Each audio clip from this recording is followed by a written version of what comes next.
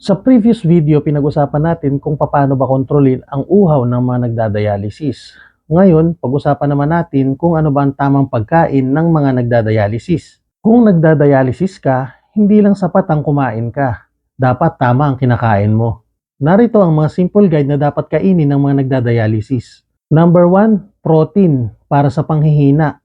Importante ito para hindi ka manghina. Inirerekomenda ang manok, isda, itlog. Egg white ang mas safe. Number 2, low potassium. Umiwas ka sa mga pagkain na matataas sa potassium, gaya ng saging, abokado, kamatis. Pwede ang mansanas, grapes, pineapple, watermelon, pero konti lang.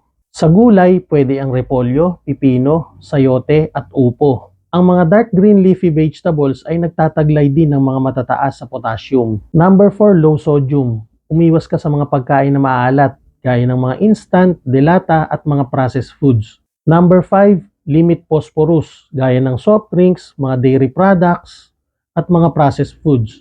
Nakakasira ito ng buto at syempre ang kidney. Number 6, control sa fluid. Depende sa ihi mo, pero usually limited. Small sips lang o kaya ice chips kapag nauuhaw. Hindi ka basta kumakain. Bawat subo mo may epekto sa buhay mo.